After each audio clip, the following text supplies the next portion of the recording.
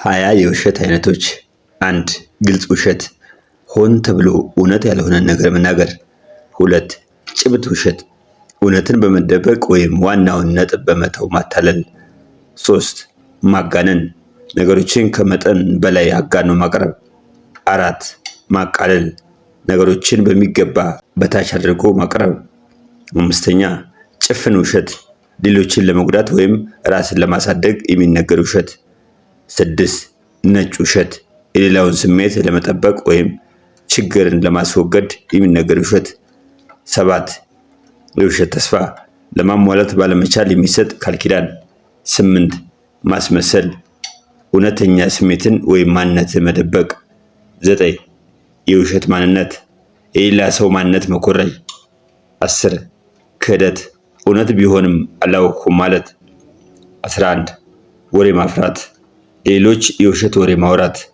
12ኛ ክስ መስራት፣ በሌላ ሰው ላይ የውሸት ክስ ማቅረብ። 13ኛ ፕላጃሪዝም፣ የሌላ ሰውን ስራ ወይም ሀሳብ በስርቆት የራስ ማድረግ።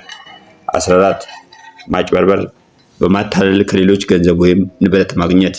15 የውሸት ሰነድ፣ የውሸት ሰነዶችን ማዘጋጀት ወይም መጠቀም።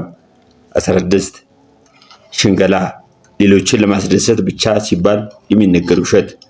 17 ማስመሰል፣ የሌላን ችሎታ ወይም እውቀትን አለን ማለት። 18 የውሸት ቃል፣ ሆን ተብሎ የውሸት ቃል መግባት። 19 ማመቻቸት፣ ሌሎች እንዲዋሹ ማገዝ ወይም ማበረታታት። 20 የውሸት ማስረጃ፣ የውሸት ማስረጃዎችን ማቅረብ ወይም መፍጠር። ማጠቃለያ፣ ውሸት በተለያየ መልኩ ቢገለጽም ውሸት በመጨረሻ በሰዎች መካከል ያለውን እምነትና ግንኙነትን ያፈርሳል፣ ያበላሻል።